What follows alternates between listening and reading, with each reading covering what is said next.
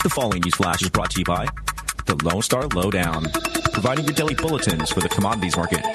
Today in history, news updates, and the inside scoop into the tides of the alternative.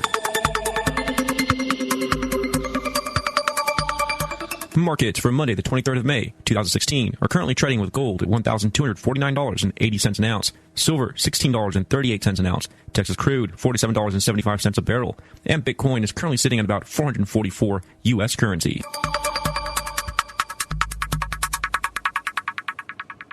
Today in history, the year 1939, Hitler begins his rhetoric about the need for Germany to invade Poland. Though the actual conquest didn't occur until September 1st of the same year, Hitler began speaking on his intentions to do so. Today in history.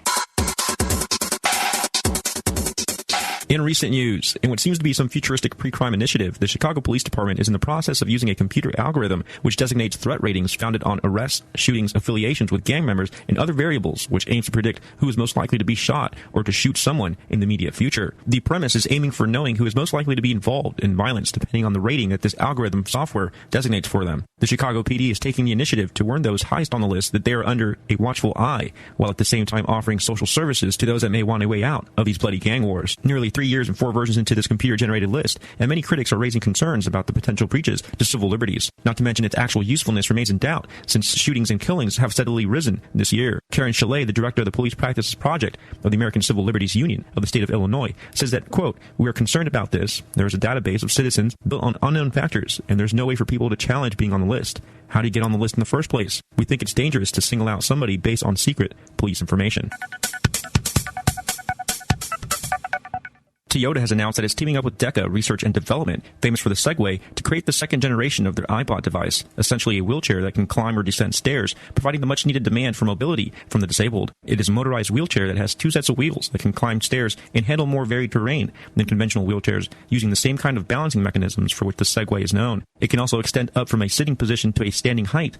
The first-generation iBot was on sale for a few years in the past decade, but was discontinued. The hope is that the license fees paid by Toyota will fund the restart of production on this improved model.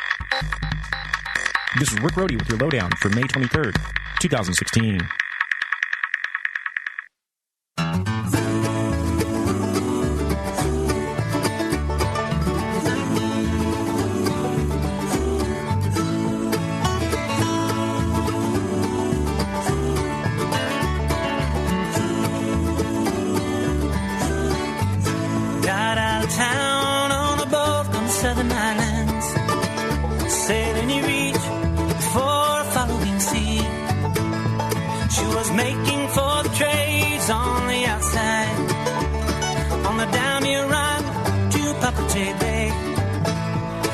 Wind on this heading live in my cases. We got 80 feet of the waterline, nicely making way. In a noisy bar in Avalon, I tried to call you, but on midnight watch I realized why twice you ran away. Think about how many... Welcome everyone. This is Agenda 21 Talk on this May the 24th, 2016. I don't know if there's any more primaries tonight or not. Anyway, streaming on logosradionetwork.com. This is Agenda 21 Talk. I'm Don. Missed you for the past several weeks. A couple of those weeks were mine. We had a medical emergency I had to go to. And last week I wasn't feeling too well anyway, but technical difficulties. So here we are, May the 24th, 2016. Call-in number 512-646-1984. Had some sinus problems last week, so I may not sound great. Sounds funny to me in my ears. Anyway, so Nana won't be with us tonight. She's sick. She has migraine headache and some other stuff. And hopefully we'll have a guest call in because we were going to talk about this. And he anyway has a really good story, and hopefully he'll phone in. Last I heard he was going to phone in, so we'll see if we can get him on. And I had technical difficulties just before the show, so I'm not exactly set up and ready and everything, but we'll make do. I wanted to mention, I didn't have time to mention to our producer Deborah, but hopefully she's listening. Shannon has, been on the show. He's still on logosradionetwork.com, our webpage, or her, anyway, my picture and Shannon's picture's on the webpage. And he hadn't been on because he's been doing other stuff. Well, just having to take care of his family. He has to work. So he had hurt his shoulder. He was fixing a tractor for someone, and he hurt his shoulder several months ago. I don't know, 4 months ago or so, 5 months, something like that. hurt his shoulder really bad, couldn't lift his arm over his head, couldn't go to the doctor, doesn't have insurance, doesn't have a lot of money, and doesn't want Obamacare. Not that he can't even afford Obamacare. So anyway, so he had this shoulder problem, and we talked to Deborah about it, and she suggested some things. I don't know if he did them or not, but he tried a number of things. And it went on for several months, I think, month and a half, 2 months, full months, and he could hardly use his right arm at all. His right shoulder was giving him constant pain. Well, he was helping his mother and father. Their house got damaged by wind, high wind, did some damage, and he was fixing it. And he was carrying something like a 2x4 or 2x6x10 heavy board, and he was stepping down some steps that weren't really steps. They were just cinder blocks, these concrete cinder blocks that were just laying there, stacked on top of each other to make a makeshift stairway. And, of course, he couldn't watch what he was doing, and he was in pain anyway. And he tripped, and he fell on the board, and the board fell on him, and it caused a big whelp on his arm about the size of a tennis ball. It hurt him really bad.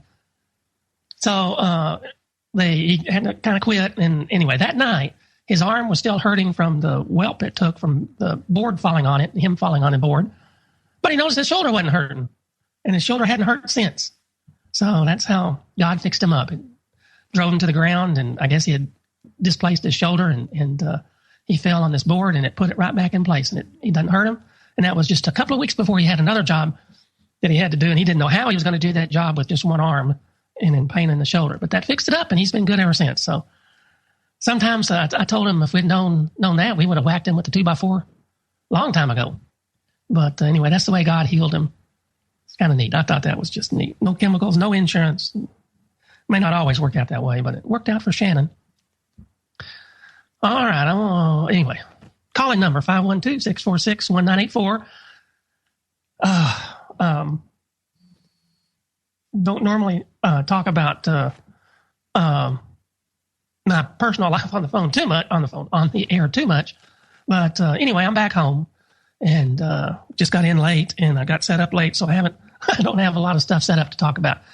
But what we're going to talk about, just to give you a taste, this guy whose name we're not going to give his true name, we're going to call him Tim, in a city we're not going to name, in a state we're not going to name, had done I did what he did in my own way, just different words, same thing, and told the revenue commissioner, which is the vehicle licensing guru in this state, to put this is what I'm going to use on the back of my automobile, non-public, non-commercial, private use property. So you'll know, so the cops can run it and they'll know it's me. And he did the same thing, and he's been doing it more than I have. And they haven't. Anyway, we'll just tell the story. This is what happened after he's been using it for months and months and months, almost a year, maybe a year. And he got stopped, and what happened is amazing. So we'll talk about that. Hopefully he'll call in. Oh, something probably came up. I'll probably be treading water all night. Anyway, again, call that number. We need your help. 512-646-1984. Tons of stuff been going on. Unbelievable stuff. The one I want to start off is public restrooms. How do you know which restroom to use? You can use any one. And if that wasn't bad enough with Obama, I don't. This station's probably talked about it a lot. If they haven't, they should. The bathroom bills in North Carolina and all that stuff. Anyway, I guess I killed it. No, that's not it. Hold on. I thought I had the thing called up. I guess it's on the. This is live. I did this late. Email. Let me get to this thing here. Hold on. I might have to wait till after the show. I'm not even on the right email list. I wish I had done this before the show, but I couldn't. It just was not possible.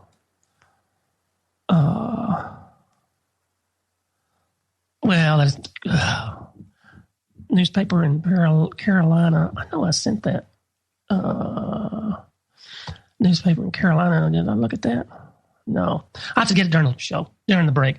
Newspaper in North Carolina has printed that it's that people, that women have to get used to seeing men's genitals in the bathroom. That's all there is to it.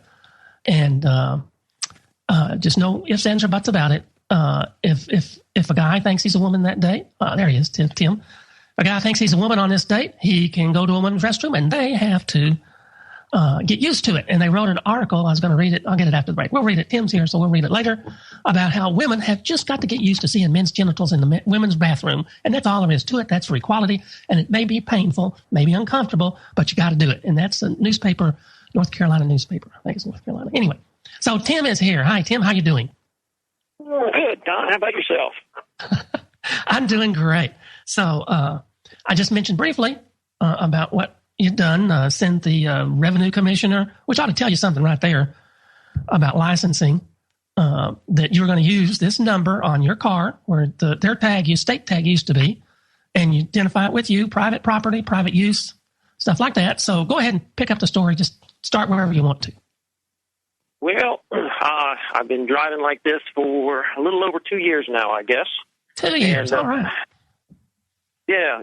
And, after doing some research and coming to the understanding that there is, according to the Constitution and the administrative statutes of the state of Alabama, they distinguish between the commercial as well as the private use of the roads and who has the privilege of what and the dictates. And so understanding that now, I thought, well, I haven't been conducting myself properly, so I've tried to change that.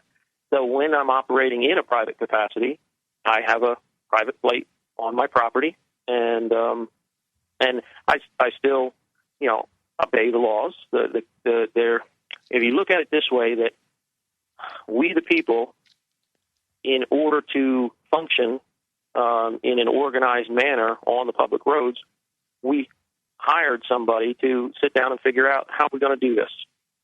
What signs are we going to use? What indicators do we use on the roads? How are we going to function with each other so that we minimize accidents? And I think those things are very good.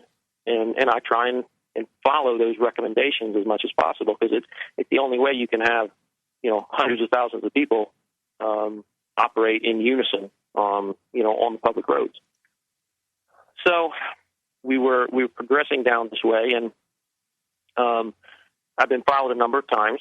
3 different county sheriffs, numerous different town police officers, and I've had some interactions with the police and some discussions with them about just what their own codes say and indicate. So it's with one exception, it's been very positive, and they seem very receptive and at times even intrigued, even though they're not really taught this stuff. They don't have a proper working understanding of the laws that they're actually out there enforcing. A lot of them don't. So this has been going on, like I said, for a little over 2 years. I've been followed a number of times. Every time I thought, okay, here it is. We're going to get pulled over and have an interaction. But it hasn't been happening. So I thought, well, the word's gotten around. They understand I'm not some crazy nut job. I'm trying to be an upstanding member of our local community and look out for each other. And I just think a little differently than others. So I've been helping some friends working on their house down in a town that I don't frequent very much. It's not on my beaten path, and I don't frequent there. And I have my truck is very unique looking. So when the areas I travel through, everybody knows it, and it's very distinguishable. So I've been working late. I've been down there the night before and working late. And I was leaving early Sunday morning to come back home, and just as I was coming off the side road, merging onto the main road, I saw a police cruiser sitting in the parking lot. And okay, just have to hold it right there. I have to interrupt you. At the police cruiser in the parking lot, coming up on a break, so I'm going to have to interrupt you. Just hold up, keep what you got. We'll get to you in just a second. Well, a minute or so. Sounds good. This is Agenda 21 Talk. Call in number 512-646-1984. It's May the 24th, 2016.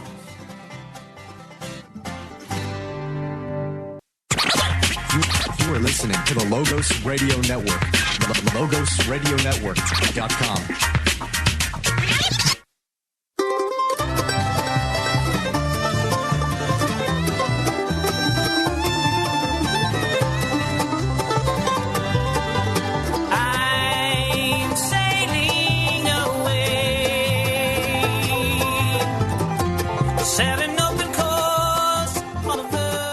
Welcome back. This is Agenda 21 Talk, streaming on LogosRadioNetwork.com. I've got a chip-in button for donations. We are A listener-supported radio network is the first public announcement, let's call it, said. So let's get right back. Tim, go ahead. The cop was in the parking lot? Yep. So he was, I'm assuming sitting there observing traffic. And so as I went by, as I still have a habit of doing, I just look up in the rearview mirror and see what's going on. And so I saw him pull out into traffic, and he was several cars behind. And he came on up behind me as the lanes were merging. And it only took a few seconds, and he turned his lights on.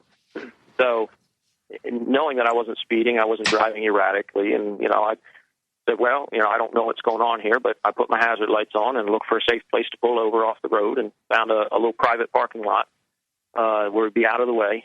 And so he came out and came up the side of my truck, and I had my window down and my hands on the steering wheel, try to be courteous and make him comfortable with what's going on. And he said, what's up with the plate? And I kind of turned my head a little sideways out the window. I said, private property, private plate. And he kind of nodded his head, and he said, can I see driver's license, registration, and insurance? I said, well, when I'm operating privately, I don't carry those things on me.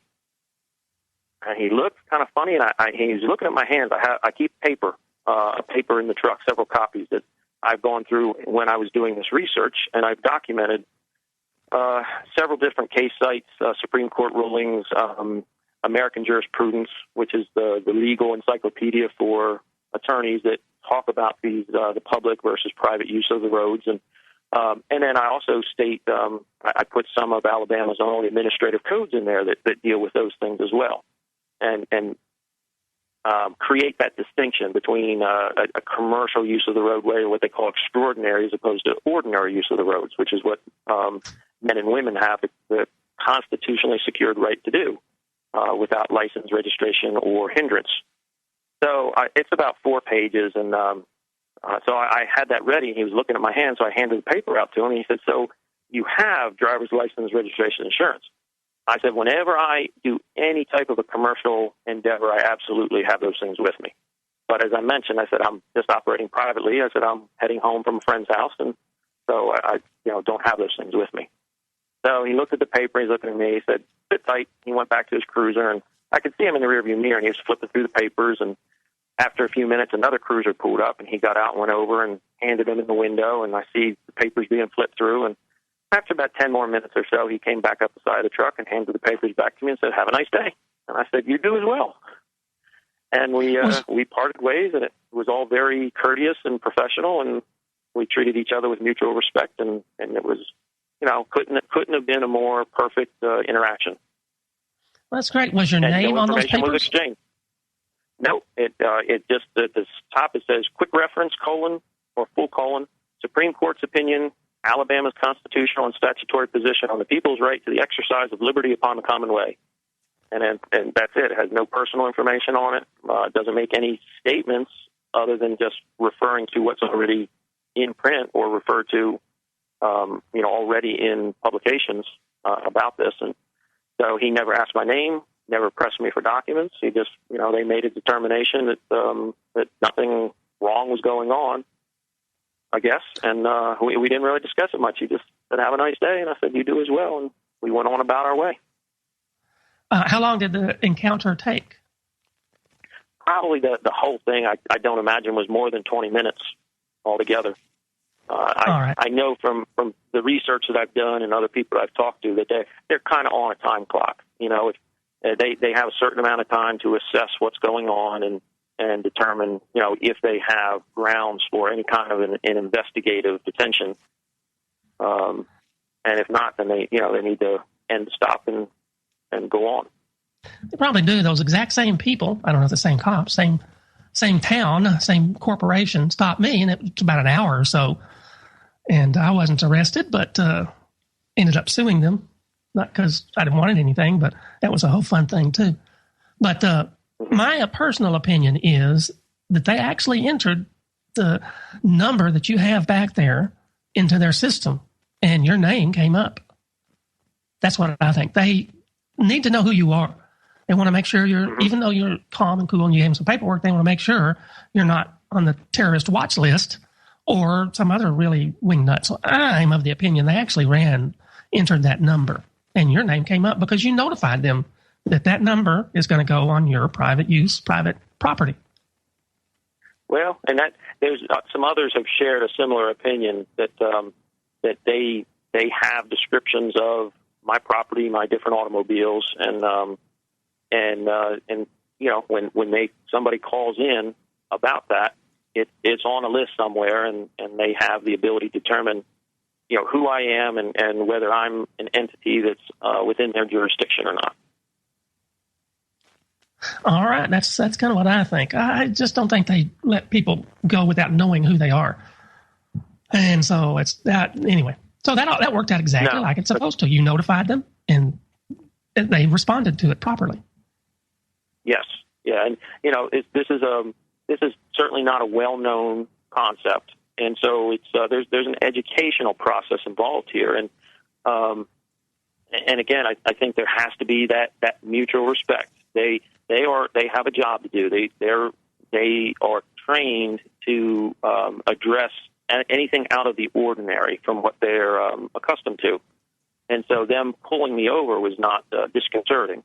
But there's always that unknown of the initial tone. The initial reaction is going to set the tone for the stop. And like I said, I've had probably 4 different interactions with law enforcement down here in different towns, and with the exception of one, they were all very amicable, and there was nothing wrong. And there's a local police that I run into quite often in the small town that I live in, and we joke around with each other, and we know similar people. Since I haven't lived here that long, I've gotten to know some of the people that he's grown up with, and so I'm in the process of trying to develop a rapport in the community, and that includes law enforcement. And they need to know me that I'm not a crazy person. I might think a little differently than somebody else. I might have done some more research or studied some more, and so I have other opinions. But I'm going to stop and help somebody with a flat tire, or that needs to jump, or go run and get a can of gasoline for somebody that's running. I'm out here in the community to help my fellow man, as we all are required to be. There's a universal law about a requirement of man to come to the aid of his fellow man, and you can actually be held accountable if you see somebody who's say somebody's pulled over on the side of the road because they've had a heart attack, or maybe they're having a seizure, or there's some need that they have, and you pass them by without stopping to see if there's something you can do to address that. And they perish because of lack of attention. There's a moral obligation, for us to reach out to our fellow man and to be of assistance. So it sure is. I try and keep that. I try and keep that in mind when I'm interacting with everybody, but especially law enforcement, because they have a particularly tough job to do in this day and age. They sure do. Well, we're coming up on a break, so hold on. This is Agenda 21 Talk on this May the 24th, 2016. Call-in number. Want to hear from you and ask questions of Tim, 512-646-1984. Please scan your next item. That annoying mechanical voice from the self-checkout lane may soon be silenced for good. I'm Dr. Catherine Albrecht, and I'll have great news on the death of computerized cashiers next. Privacy is under attack. When you give up data about yourself, you'll never get it back again. And once your privacy is gone, you'll find your freedoms will start to vanish too. So protect your rights, say no to surveillance, and keep your information to yourself. Privacy, it's worth hanging on to. This public service announcement is brought to you by StartPage.com, the private search engine alternative to Google, Yahoo, and Bing. Start over with StartPage. Apparently, I'm not the only one who hates the self-serve check stands at stores. After a decade of trying them, retailers are finally acknowledging studies that say shoppers would rather dodge the self-serve lane and head for a human cashier. Today, just 16% of grocery store transactions go through self-checkout lanes. That's down from a high of 22% 3 years ago.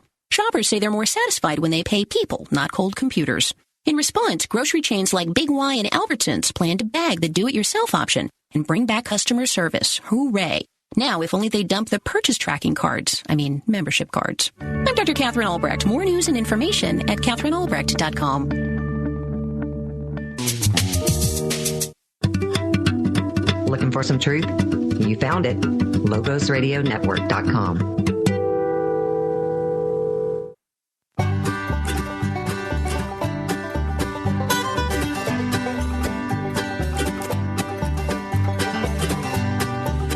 like yesterday. It was long ago. Jenny was so lovely, she was queen of my night. Welcome back. This is Agenda 21 Talk on this May the 24th, 2016. I keep giving the date so you'll know if we're live or not. We've been off for 3 weeks. I had some medical problems, and Nana's having a medical problem tonight. So anyway, so I just want to let you know we're live. And if you want to talk to Tim, call in at 512-646-1984. And so just to say, you said you don't think like other people. Well, you and me are the only ones I know. I think Eddie Craig at one time did, that travel with something. Now, we didn't travel with nothing. We want the police officer to know it's us and to know it's private. So we wrote to the Department of Revenue, which it turns out is a big, big clue there. They're ahead of the traffic and the licensing and plates and whatnot. So it's all revenue, commercial stuff. So anyway, told them we figured this out, and for our private property, it's going to be moving down the road, private use, non-commercial. If you see this tag on it with this number on it, or in my case, it's letters, spell out a sort of a word. Anyway, when you see this, you'll know it's us. You enter it in. As I wrote, I said, you're the keeper of the gate, the database that the cops are going to use. We're not trying to hide anything. We want it in there. When you see that, enter our name, true and correct name, basically, too. And then you'll know that know what we're doing, and we're non-commercial. And so I don't know anybody that's done that. Maybe there have been. I'm sure we didn't figure it out. Got it from other people. I actually got it from you. You went first, Tim, and then I did it. And I think mine was a handmade sign. It was hand printed because anyway, I should have got it made. But anyway, it was because it was hand printed. It didn't look as good. In fact, it sucked. But anyway, so that's what I did. And I happened to get stopped at that same corporation you were, and ended up suing them, and that was a hoot. Ended up suing the Revenue Department too. So I got an answer from the Attorney General of this state, and it was just a big wad of nothing. It's almost would bring you to tears. All they could say was, I must think I'm above the law. They never could say my name was true and correct, or when I said it's not written in all capital letters there, here's the way my name is written. And in my case, they wrote some tickets, and I just mailed the tickets back and said, look, you got the wrong name on it. If you want my name, here's the way it's written. Write it on the ticket, and we'll be set to go. But they didn't do it. Never heard from them again. And I let the lawsuit die. But I know what they say. I know what they've got, and they've got nothing. They can't say that you were commercial. They can't come up with any commercial activity. They can't say you're wrong about how you read the law or what the law says, because it's clear. It's crystal clear. It's the commercial use of the property. So anyway, so we think alike. We disagree on a lot of stuff, but we think alike about this. So it's interesting. But most people don't have the guts to do what you do.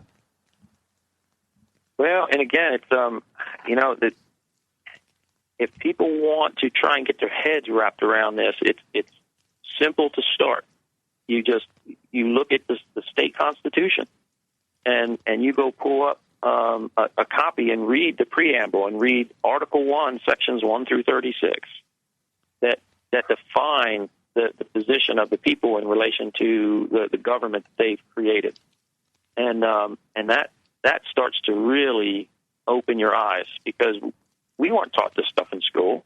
We were aware that there was a constitution, but we weren't. They quit back in the 50s teaching true civics, the rights of the people in the relationship to government. And by the time I was in school, it was government class was more about how to be a good citizen and citizenship training, and really nothing has to do with the rights and the responsibilities that come along with being a man or a woman in your private capacity. It's a hugely responsible role, and think about limited liability. Limited liability insurance is a government benefit, and when you're raised with that concept of limited liability, it's almost like saying, well, accidents happen. You were distracted and you weren't paying attention and you damaged somebody's property, or maybe you even injured somebody, and we're going to have this for-profit corporation come in and pay. But you still paid into a system. Just the amount of money that you pay in insurance every year, they have actuary tables that show that the largest percentage of accidents, fender benders, are less than $1,000. So you have minimums on your deductibles, and the ones that are less than $1,000 are quite a bit more per month to pay or per year to pay. And then they start to really drop down after $1,000. But they know you're going to pay that first $1,000 out of pocket. It's going to cover 90-some% of what happens out on the roads. So it's really not insurance. And when you look at that word itself, insurance, IN is a negative. So it's really not insurance of anything. Yeah, it's not assurance. I never thought of that. So they tell us right there, and we've been re-educated. So we don't look at the language that's being used in the way that we're supposed to. We're taught, here's how to think about this, and we don't try and look at it ourselves. And so that's to be raised with a limited liability mindset is really to be raised to a certain extent to accept irresponsibility. And if I was raised by my parents, and my parents are good people, and I was raised to be a responsible person and to take interacting with others seriously. But again, if I understood that if I was distracted, if I injured somebody on the road by my actions behind the wheel, that if I was under the age of majority and I was counted as a minor, that my parents may have to support somebody or support the care of somebody else for years possibly until that person dies, and it would affect their lives. It's just a whole other way of thinking about things. Instead of, well, accidents happen, just give them your insurance card, and the insurance company's going to come in and take care of it, and don't worry about it. Mm-hmm. And when I was looking growing up in Delaware has, and probably most states have, a minimum insurance. If you're going to be on the road, you have to take this state minimum, which is $15,000. That's the least that you can pay, and they have special programs for people that are even high-risk drivers that have lots of tickets and lots of problems being on the road. But it's a $15,000 minimum, and the parents are required to at least have a $15,000 minimum insurance policy. So you say, in my case of my parents, they have 2 children, and we were both driving. What the law says when you read it, it says that this coverage shall be minimum $15,000 for the child, minimum the parent should carry minimum $15,000, but the total aggregate out of pocket of any one particular incident is $15,000. So in my case, I was injured while I was riding my bike, and I was hit by a car, and I was injured, and that person had the minimum. They didn't live in a very affluent part of town, and they carried a minimum state required insurance, $15,000. Well, when I look back after all these years and studying this stuff now, and I saw all my bills, my medical bills that were paid, everything that was covered, my bike that was ruined, and the final payout when it was all said and done, it all came to $15,000. Wow. So regardless of what my continued care, I had a concussion for 7 months. I was in 2 years worth of therapy. Well, I'm going to have to interrupt you. We're coming up on a break. I'm sorry. Okay. So hold on. We're going to get this after the break. This is Agenda 21 Talk, May the 24th, 2016. Call-in number 512-646-1984. Easy.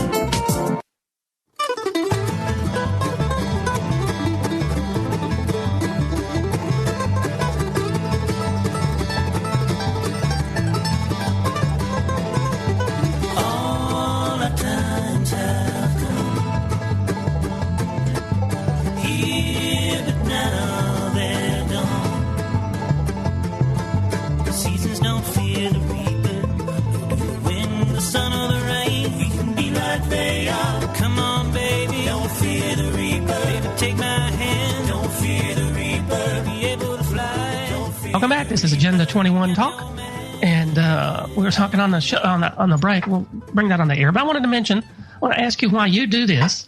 I'm going to tell people why I do it. Revelation 18. I'll skip through some parts, but it starts off the first couple of verses, and after these things, I saw another angel come down from heaven, having great power, and the earth was lightened with his glory. That's actually Jesus. And he cried mightily with a strong voice, saying, Babylon the great is fallen, fell twice. And if you get down to verse 4, this is it. And I heard another voice from heaven saying, come out of her, my people, that ye be not partakers of her sins, that ye receive not of her plagues. That's really talking about spiritually. The Babylon is a fallen church. It's a truth mingled with error. It's a church mingled with state. It's a number of things. But so this is really talking about spiritually, but I take it literally too. Come out of her, my people. I want to come out completely. I just don't want to have. And if you skip down to verse 7, it says how much, talking about kings, I think. Anyway, how much has she glorified herself and lived deliciously? And the verse 8, it talks about, after that, it talks, well, anyway, verse 8, it says, maybe not verse 8. The word delicious is in there referencing to kings, and it's highlighted, but I don't see it in this thing. But it says, delicacies, they partake of her delicacies, kings and queens. And then it's all this merchant stuff, merchandise. And there's several verses there. And then they merchandise slaves and the souls of men. Anyway, I want to come out of Babylon completely. I don't want to partake of her delicacies. I want to come completely out. That verse is calling me out, both spiritually and physically. So that's why I do it. Well, why do you do it? And that's a great point that you brought up. And there's a scripture I was just looking at the other day, Colossians 2, verse 20. And it falls right into this and what we're talking about and the point you just brought up. And it says, if ye be dead with Christ from the rudiments of the world, why, as though living in the world, are ye subject to ordinances? And when you go in and break all that down in the Greek, that word rudiments actually lends itself to the idea of conformity. So if ye be dead with Christ from the conformity of the world, why, as though living in the world, are ye subject to ordinances? And that word ordinance in the Greek is literally statutes. Yeah, so and if we're men and women of God and we're being judged under God, we're not being judged as men. And if we get taken that extra step and become dead with Christ and given our lives to that purpose, then, why are we living as though we are subject to the statutes of men and the judgment of men? When we are going to be judged of God, and we should be judging ourselves, even more critically than man would judge. But we have to, like you said, come out of Babylon, come out of the world, and be not partakers of our sins, but be not conforming to what they feel is acceptable or find to be acceptable in this day and age. Yeah, the Bible says his people are to be a peculiar people. Well, how can we be peculiar if we're doing everything the world's doing? And if you follow God, you keep those 10 commandments, you worship on the day he said to worship on, you keep the commandment against your fellow man and not steal from him or hurt him in any way, covet anything, because if you covet, you're going to eventually sin to get it. But anyway, if you love your brother and sister, you wouldn't do those things. So that is peculiar. What's that scripture that talks about the fact that sin starts in the mind? And it's manifest eventually. If you think on it enough, it eventually will manifest itself in your actions. Yeah, specifically, I don't know. Paul wrote about that in several places. The renewing of the mind, and Paul talks about that. Psychology, really, the best there is. You can control your thoughts. Paul is really trying to say you can control your thoughts. And so anyway, it takes practice. It takes a long time. But yeah, that's what he's saying. But I don't remember the specific verse, but I know Paul talks about it in there. So that's a good study to find it. I've read it many times. I just can't place it at the moment. Mm-hmm. All right. So anyway, that's why we do it. And that's why I do the show. You'd said earlier that you're there to help people on the road and whatever, and in your life in general. And that's why I do the show, to try to help people. It's not because I feel important because I have a radio show or puff my chest out or in any way try to enrich or enlarge myself. I do it to pass along. I didn't figure all this stuff out myself. I figured a few things out myself, and I feel good about it. It's nice to have a brain, but I learn from other people, and even people that didn't do what we're doing now, but I learned from them and put it in practice slowly but surely, and we have gotten to where we are. So anyway, that's why I do it, to pass on things. So I was going to say, I have the document I wrote to the Department of Motor Vehicles, and this person in particular. I'll sanitize it and send it to anyone who wants it. Our email address is agenda21talk@yahoo.com, agenda21talk@yahoo.com.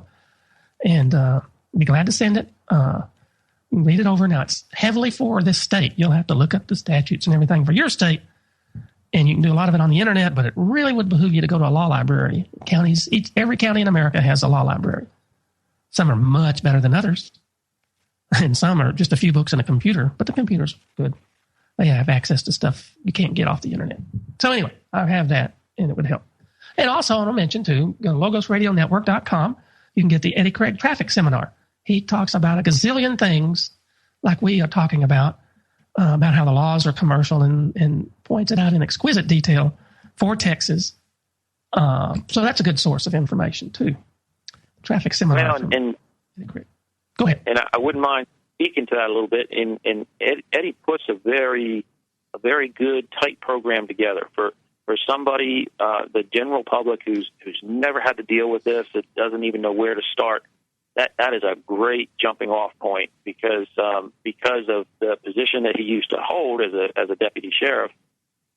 He was unique in seeing the disparity between what was being enforced and what actually is supposed to be being done. And then he has such a working knowledge of the law because of his training. So his approach, in fact, I was commenting. I'm on some forums that he's also on, and I made a comment about this activity on Sunday on one of the forums, and somebody had asked me about some more details on it, and I said, well, look, I said,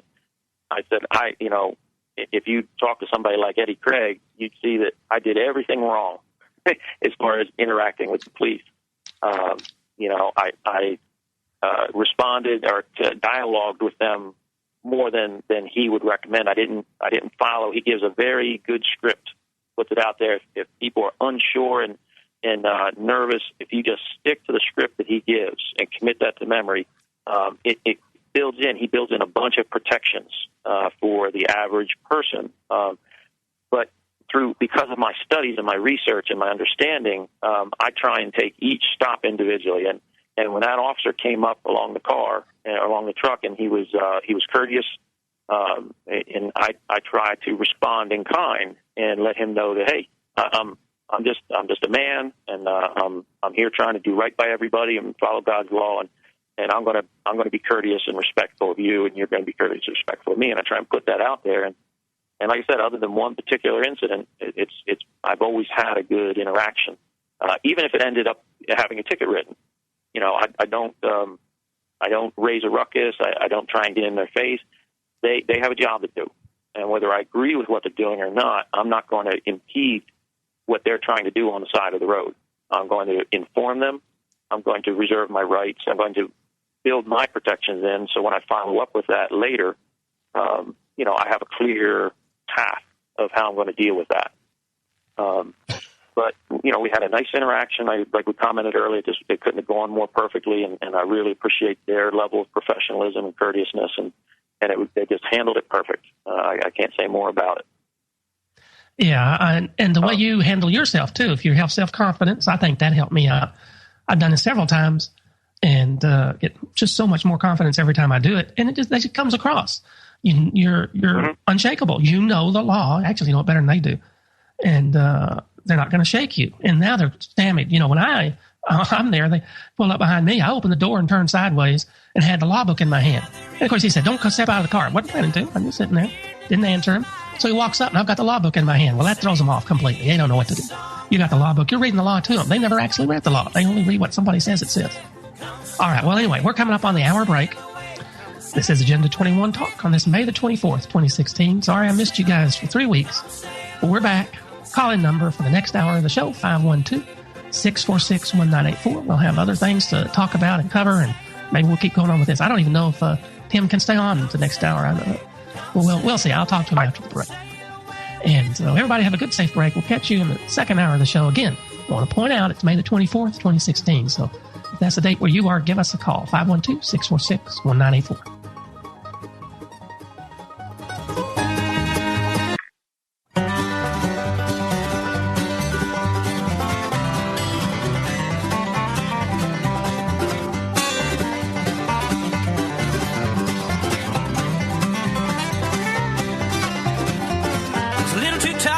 Could have used a few pounds. Tight pants boys, hollering now.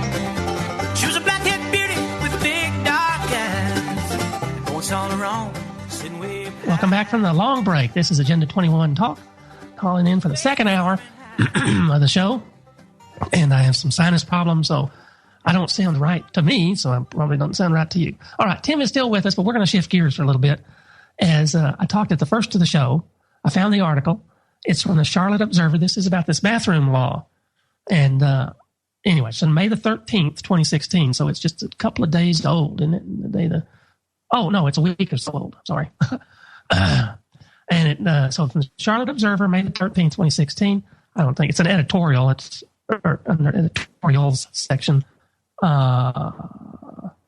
It's Ali Razivi and Nicole L. Saventic McClatchy. So I guess this is from the McClatchy News Service, and they picked it up. Anyway, taking the fear out of bathrooms.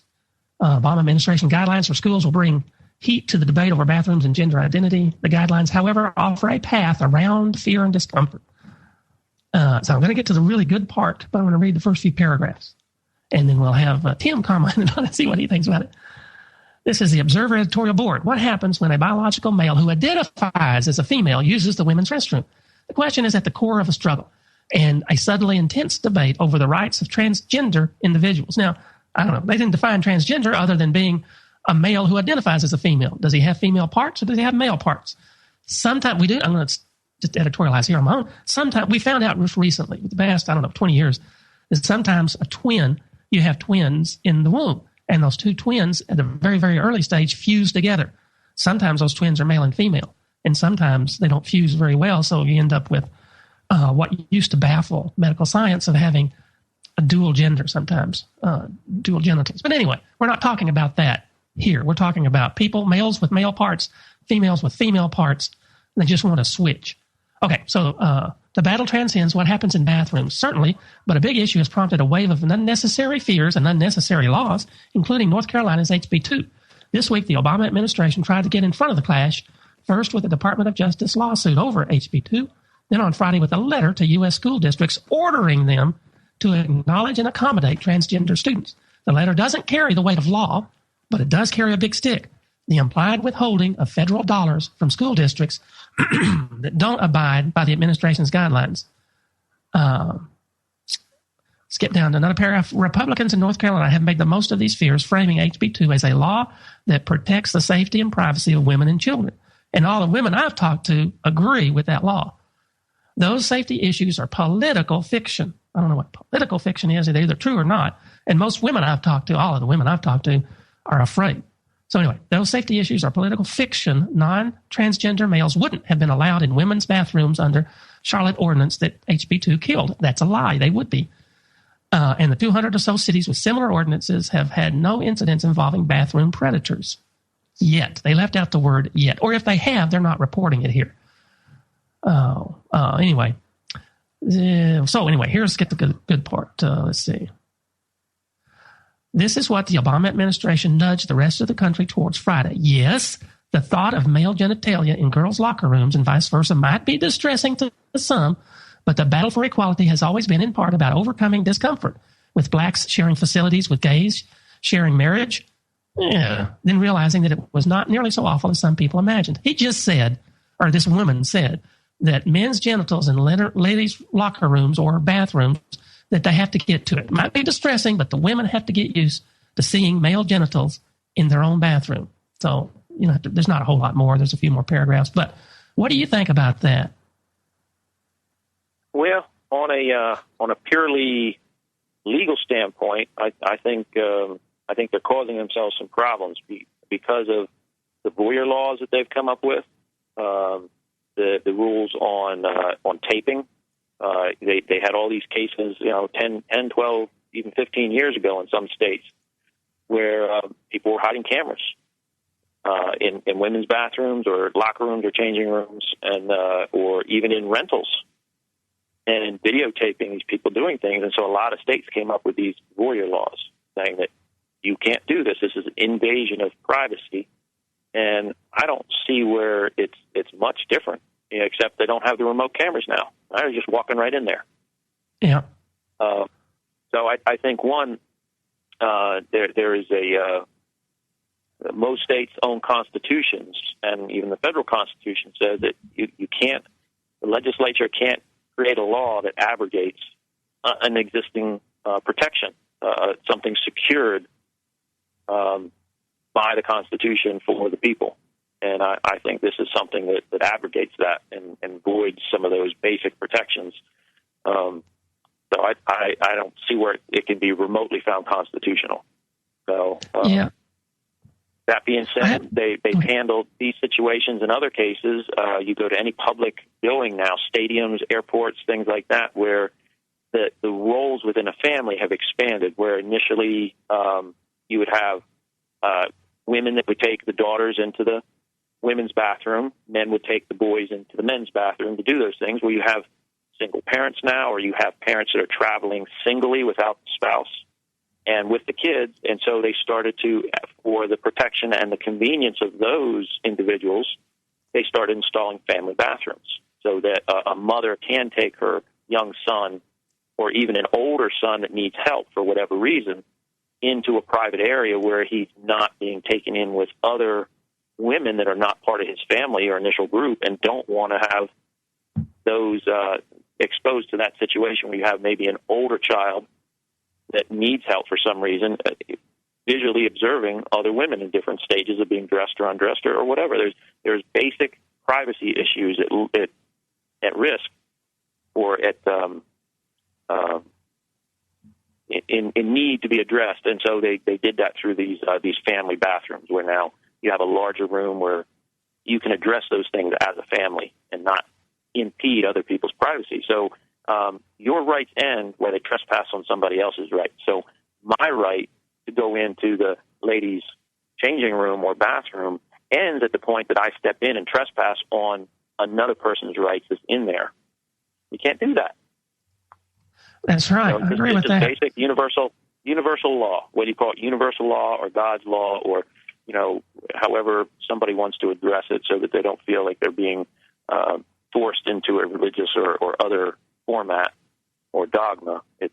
There's basic universal laws that say you cannot trespass on somebody else's rights because you want to enforce one of your own. So use the family restroom. Have the schools put in family bathrooms so that if somebody feels that they're in a transgender mood that day, they can go into their own private bathroom and take care of their own needs and without trespassing on the rights of others that are at the same location. Yeah. Now, I haven't read Obama's order or what he says is his bathroom law. I've heard it's insane. But according to that article, which is not law, but according to the article that supports Obama's law, all a biological male has to do is identify as a woman on that day, and he can use the restroom, even though they say later that they can't do that. So they contradicted themselves big time. They start off the very first sentence, says all a male has to do is identify as a woman, and later on it says they can't just do that. But they just said it. So anyway, that's the double talk you get. But that's the problem we have. All a guy has to do is say, identify with a woman today and maybe put on a scarf or something, and then he can go in the woman's restroom and hang out all he wants and not be touched. And women are women are very, very afraid of that. That's what they're afraid of the most. Going into a bathroom to use it themselves, and then all of a sudden there's some 6'2", 230-pound guy there staring at them. So that's what they don't want that. But according to the brainiacs who wrote this article, they have to get used to it because it's coming. And anyway, they just say they made a statement in here that for the benefit of all, we have to be discomforted for a while and just deal with it until we get used to it. But that's, like you said, that makes me think of the guys that used to wear raincoats or something in Flash girls. That should be okay then. According to this article, that should be okay. Women just got to get used to it. Sure, they're gonna have to overturn all the voyeur laws. They're gonna have to go and redo a lot of things. Now we could take. We were talking about Eddie Craig in the first segment, and he brings up a very important point when I've heard him in some of his shows and discussing with people about the different laws that he's bringing up. And he said the only way that a law can actually be made positive as affecting the public in general is that if it has, a bill has to go through a process in order to be made a law. And he said those laws have enacting clauses. So a House joint resolution is not a law. It's just a bunch of guys in a room that sat around and says, hey, we should do something. We're going to resolve to do this or that. The president, executive orders, that's just a resolution. President said, I'm going to resolve to do this. Not law. In order for any act of legislation to become a law, it has to go through a process. It has to be read upon the record a number of times, and it has to have an enacting clause in it. And unless this has an enacting clause, it's not a law. And one of the things that we can also take from our first hour, which we didn't get into the specifics of, but it comes up a lot in traffic issues, is the fact that, let's see, there can be no sanction or penalty imposed upon one because of this exercise of a right to not be converted into. I'm looking. Okay, hold on. We're coming up on a break. So we just have to read that after the break. I know what you're going to say, and that's great. Bring it up. Okay, hold on. This is Agenda 21 Talk. Call-in number 512-646-1984. I think we've covered some really great topics tonight. So call in with your comments or questions. 512-646-1984. This is the Logos Radio Network.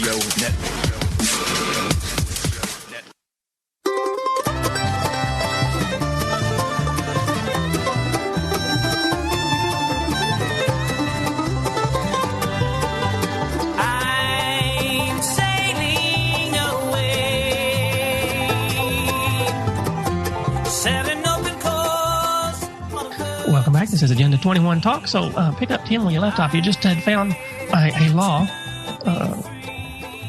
out of the Constitution, I believe. Yeah, I'm circling around it. I haven't found the exact thing that I'm looking for, but I found some things that address the concept. And there's some Supreme Court rulings that address this concept. That and this is one: if the state converts a right into a privilege, so something that you have constitutional protections to do, what some would refer to as natural rights or unalienable rights granted by God, depending on what your perspective is, that you have certain rights, and those rights cannot be interfered with by the government. And those that want more on that can look at the particular state's Constitution Bill of Rights, and it'll be outlined specifically in there. But this one case site, it says, if the state converts a right into a privilege, which means they try and regulate something that should be your right naturally as a man or a woman under God, if they try and convert that right into a privilege and would want to charge a fee or force you to register, it says that the citizen can ignore the license and fee and engage in the right with impunity. And that is Shuttlesworth versus the city of Birmingham. There's another one that says the claim and exercise of a constitutionally secured right cannot be converted into a crime. And there can be no sanction or penalty imposed upon one because of this exercise of constitutional rights. Those are two different case sites. That's the one I thought you were going to get to. Go ahead, because I'm not finding the one. So go ahead and bring up whatever it is you're. Oh, that's what I was going to say. That was the one I thought you were going to bring. You can't be held criminally responsible or civilly or any other way. You can't be punished for exercising a constitutionally guaranteed right. You just can't do it. And if to put it another way, you can if you don't know what you're doing. If you don't know you have a right, you don't know how to enforce it, you don't have the right. So, but if you know, like we're doing about the traffic or the bathroom law or anything, if you know what you're doing and it's guaranteed and you can prove it, you can't be punished for it. And if they do punish you, they have to pay you. That's a takings. And they have to compensate you for it. That's right. There can be no taking without a judicial determination, and then they must compensate you. If they determine that they were right in taking, they can't take without compensation. But there has to be first a determination that they can take. And my liberty is my property. My rights are my property.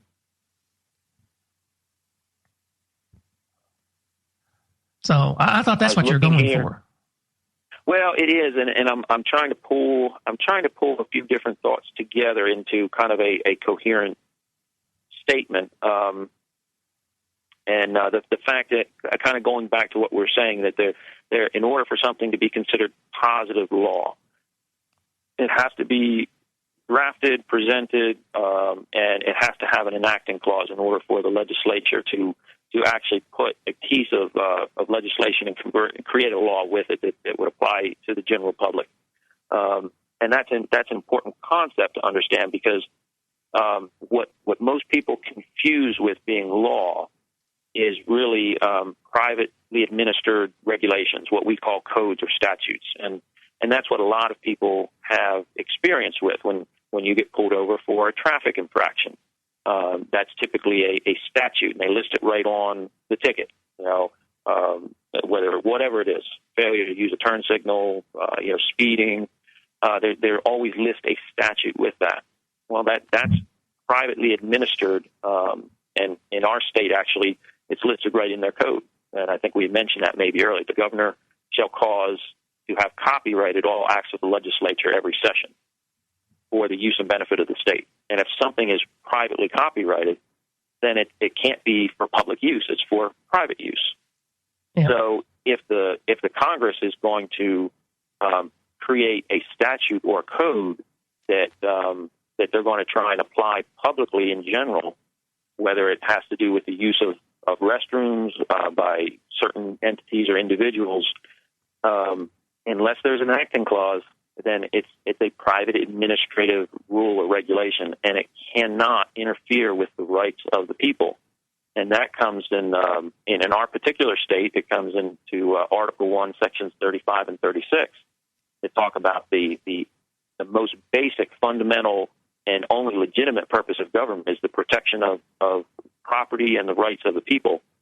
And 36 says that it cannot, all these things are considered, all these Article 1, Sections 1 through 36, or 1 through 35 are considered so important, so fundamentally important to the people, to man and woman, that the government has no right to go back and interfere. It says that all these things are accepted out of the control and power of government, period. Yeah.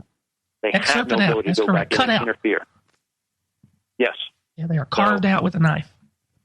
I'm sorry, if I'm a man and I'm in the men's room and I'm using that men's room, and it is not only socially unacceptable, but a interference with my right to privacy and my right to liberty to use a public facility that's designated for a specific gender, and being assured and confident in that right of privacy, then it's not proper or correct or lawful for someone from another gender to come in. Now, there's been times where the woman's room the woman's restroom has been having problems, backed up, where the line is just huge and the men's room is empty, and I've personally gone in and cleared the room or made sure it was clear, and then stood at the door while some of the females went in and used that facility because there was just for whatever reason the other wasn't available, and made sure again that there was privacy there. And that they had an expectation that they weren't going to get walked in on. So you've got these where they trespass on another man or woman's rights. I do not have the right to trespass on somebody else's rights, period. End of statement. And the government cannot interfere with that. It's accepted out of their authority. And you notice it's almost 99% the women are afraid of the men being in their restroom. Most men don't care if a woman's in the restroom. They can get used to that. They don't even like that. Most guys would love seeing women using the restroom in there. But it's the women who are afraid, and they really are afraid. The press doesn't like to acknowledge it, but they really are afraid. And people are ignoring their fears. They're over. This Charlotte Observer is saying, too bad. Sorry you're afraid, but we're going to have to let men use your restroom and, set up some rules, but the rules are easily circumvented.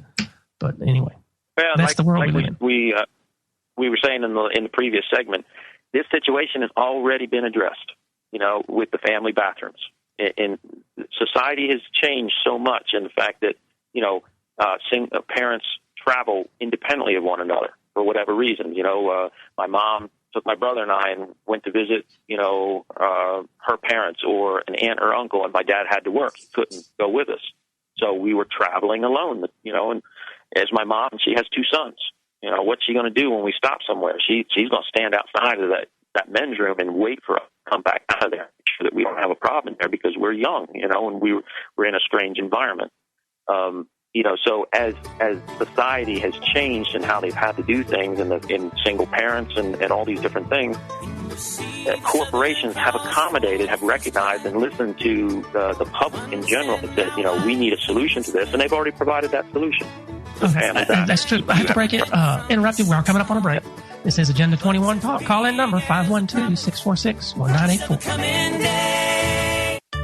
Everyone knows that walking is great exercise, but you might not know that the way you walk could predict how long you're going to live. I'm Dr. Catherine Albrecht, and I'll be back to tell you more about walking prognostication in just a moment. Privacy is under attack. When you give up data about yourself, you'll never get it back again. And once your privacy is gone, you'll find your freedoms will start to vanish too. So protect your rights, say no to surveillance, and keep your information to yourself. Privacy, it's worth hanging on to. This public service announcement is brought to you by StartPage.com, the private search engine alternative to Google, Yahoo, and Bing. Start over with StartPage. New research shows how fast you walk could predict how long you're going to live. The Journal of the American Medical Association reports that older adults who walk 1 meter per second or faster live longer than expected. In case you're wondering, 1 meter per second is about 2.25 miles per hour. A senior's age, gender, and walking speed were as good at predicting life expectancy as more traditional statistical measures. Generally speaking, faster walkers live longer. Measuring walking speed is quick and inexpensive. It only takes a stopwatch, some space to walk, and a few minutes. Researchers say it could help doctors identify older patients who need special care. I'm Dr. Catherine Albrecht. More news and information at CatherineAlbrecht.com. You are listening to the Logos Radio Network. LogosRadioNetwork.com.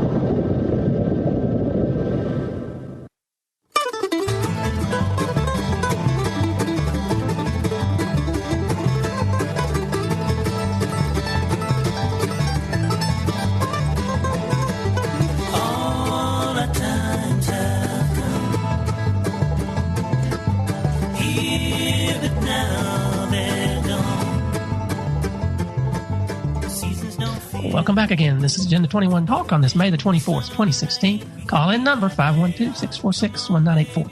Now, I've read this article, I think, before, but I'm going to read it again just a little bit, just briefly. This is from the Independent, which is a British newspaper, and it's quoting from the National Crime Agency, quoting this psychologist who says, and this goes with the bathroom bill, this goes with state-sponsored homosexuality, this is the way the world is going.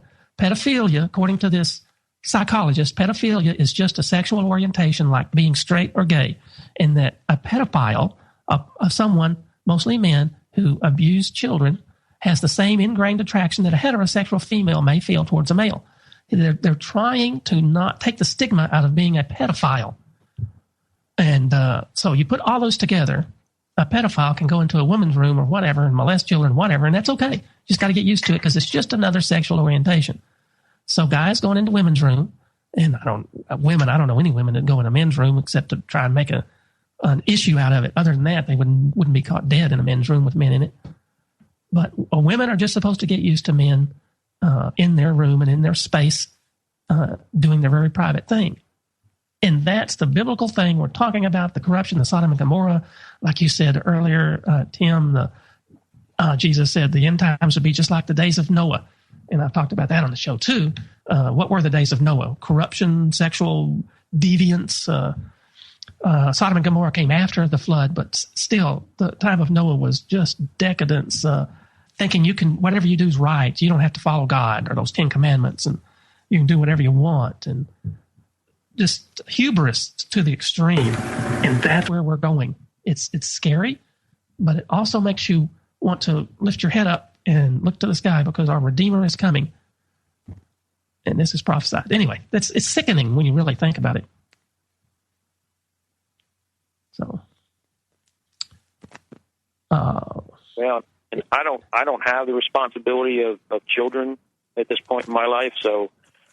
It's as much an academic exercise for me as anything else. But I've traveled with my brother and my sister-in-law, and I've traveled with my sister-in-law when her kids were young, and my brother couldn't go with them. And one of my specific duties was to, when we would stop at a rest stop, is to go in there with the kids and make sure that they were safe and they had the opportunity to do what they needed to do without any problems. And so, it's like I said, for me, it's more of an academic issue because I don't have that responsibility at this point in my life. But there's plenty of people out there that are just worried every day for their kids, whether it's in public school or out with extracurricular activities, whether it's sports or whatever it is. And this is just going to add to it. It sure is. All right, to shift gears a little bit, it's another thing I wanted to talk about. This was in the news recently. Says lawsuit says a leftist college professor is accused of inciting mob, or professors, plural, are accused of inciting a mob. There was a few months ago, there was a guy named Ben Shapiro. He's an Israeli Jewish man, was asked to speak to this college. And I don't know anything about him. I don't know why he would be controversial, but he was asked to speak at this college. Well, these professors and some other babies at the college didn't like it, didn't want him to speak. So they had a big riot, or they'd surrounded the auditorium. They wouldn't let people go in. And now they're saying that it was the professors who said that this guy was a fascist left, and this guy's a Jewish guy. And they called him names, and they tried to silence him, and so they blocked him. People had to go around the back because people wanted to hear him. So it's a free speech thing. These leftist professors, and they're almost always leftist for some reason, professors want to silence free speech. It's okay to protest. Nobody complaining about that. But they blocked and they name-called, and they were just rude and horrible people trying to keep people from going in. The people that asked this guy to speak to them. And it was a kind of a late thing because he came over to do some official business in California, and they asked him to speak, and he had a few hours, so he had the time, so he went in to speak, and then people treated him this way. Anyway, it's a really interesting thing. They said in 2016 you have to use the back door if you want to participate in free speech, Shapiro said. You get to block the front door if you're a member of the left. So again, that's one of the undercurrents of culture change that's going on in the world today and in this country. Free speech isn't really free speech to leftists and Democrats and whatever is. You're free to speak anything I want to hear. If I don't want to hear it, you can't speak it. So what do you think about that? Yeah, have you heard of any of that, Tim? I haven't actually. I've been a little bit out of the day-to-day news loop lately with all the increasing responsibilities with work and the farm and things. So I can't say that I've really heard any of that. Yeah, I don't really care what these people do. It's just a litmus of where we're going in the world, in this country.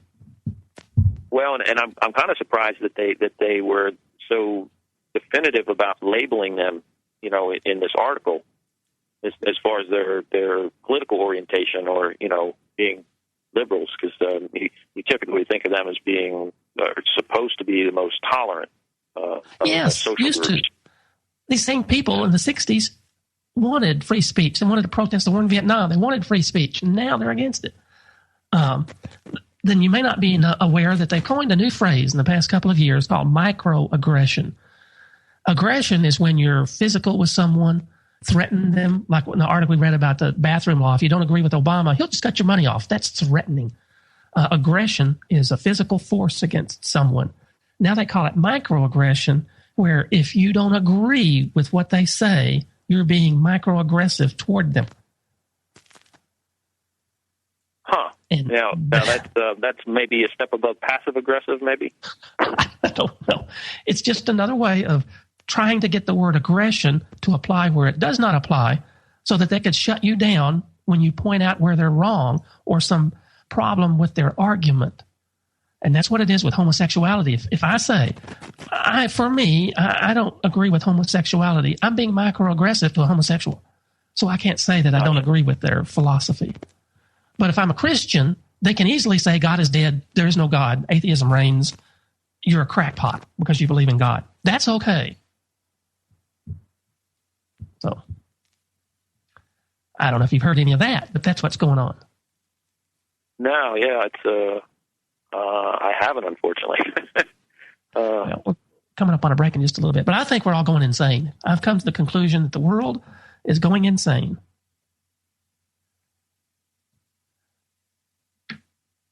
So you got to Well, laugh I would off. say if that's true, and you take that out to its ultimate end, then if those that still do have their sanity will appear insane.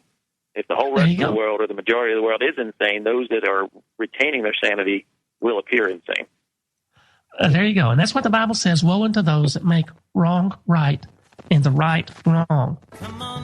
And that's in the Old Testament. And never have they been doing that more than in these days. All right. We're coming up on a break. This is Agenda 21 Talk. It'll be the last segment of the show. So sometimes people wait until the last segment and they call in, and we don't have enough time for all of them. So call in with your comments or questions as soon as you can. 512-646-1984. And again, it's May the 24th, 2016. Easy.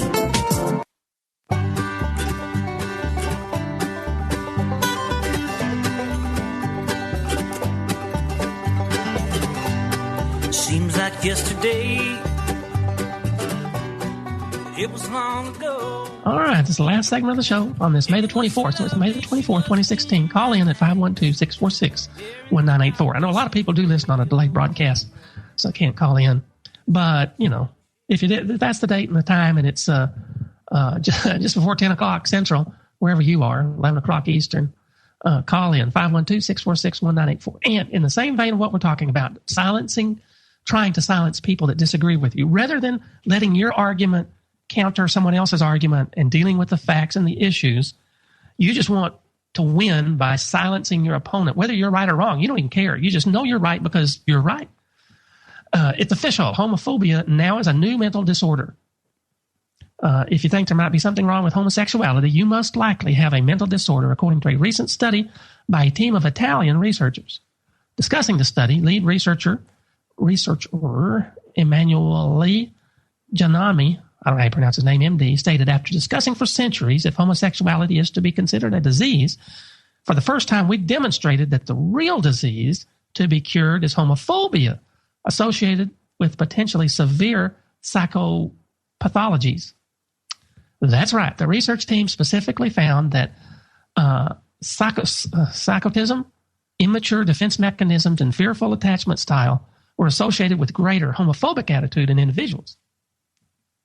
Award-winning journalist and author David Kupelin was not surprised by this new study because he predicted exactly such developments in his latest book, Snapping of the American Mind. I tell you, he thinks we're going crazy too.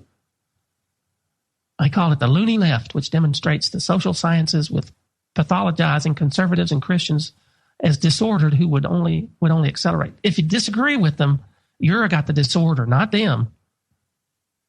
So that's another example of the end times we're in. I mean, this is government-supported, state-sponsored stuff like this going on. It said the homosexual activist movement pressured the American Psychiatric Association in the 1970s to remove homosexuality from its official list of disorders. Has nothing to do with science. It was political pressure. More recently, in 2012, the APA removed gender identity disorder from its manual of mental disorders. Gender identity disorder had been the common diagnosis for transgender people. Meanwhile, those who oppose same-sex marriage or homosexuality in general are labeled homophobic, which implies the person has an anxiety disorder, a phobia. There's the biphobia, those who don't like to be around bisexuals. It's your choice. And transphobia, for those who don't like to be around transgender people. Even worse, some researchers have endeavored to prove conservative brains are structured differently. That's exactly what Hitler and Nazi Germany tried to prove, was that their blonde-headed Aryan brains were superior.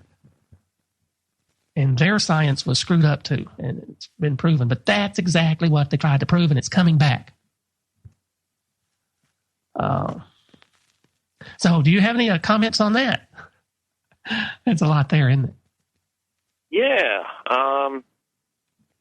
Well, I mean, I'm not surprised. It seems like that is another control mechanism that they're trying to perfect. It's a way.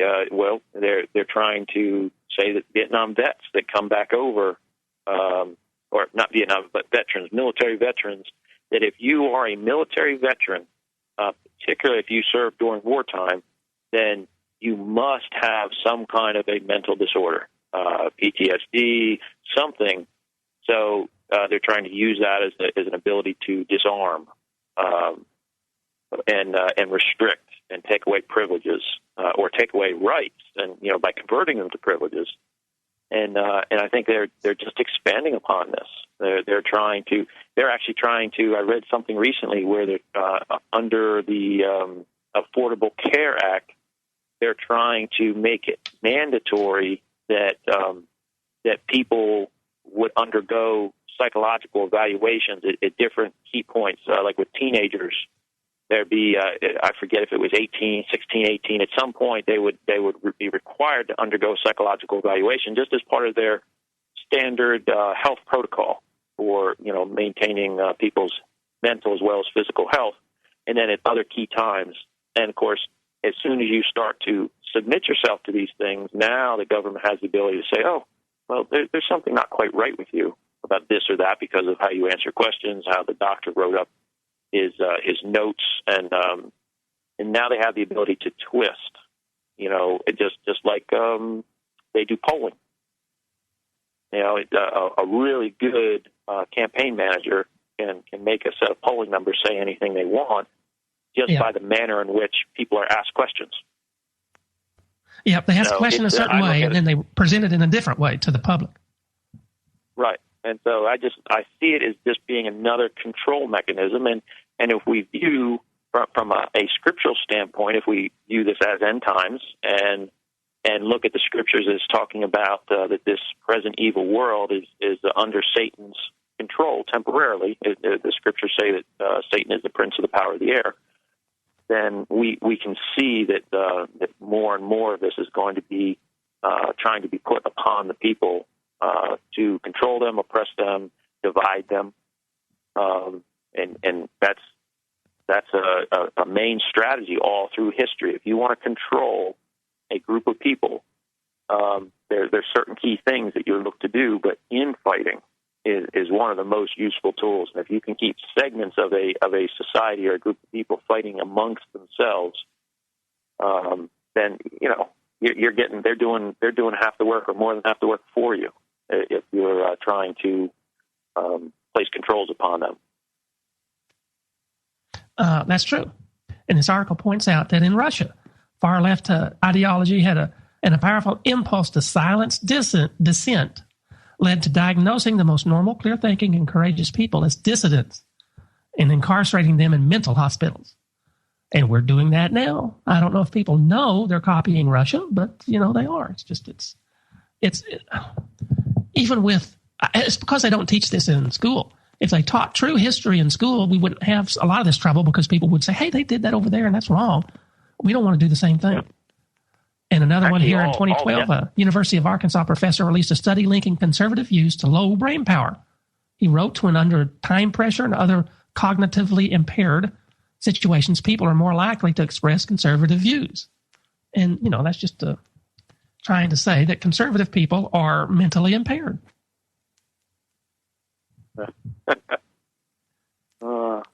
And it's certainly been a tool used by just about all despotic leaders. If you look back through history, you had mentioned Hitler before, and it's a tool that they use. Not only did he try to segregate by race, but he used his ability to control those that would speak out against him.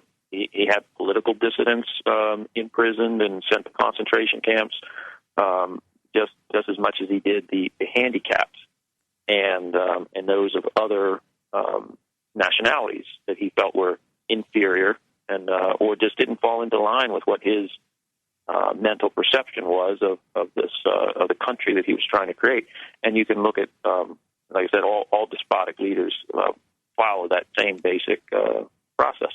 So it's nothing new. They're just the leaders of today are taking that same format and trying to tweak it and perfect it.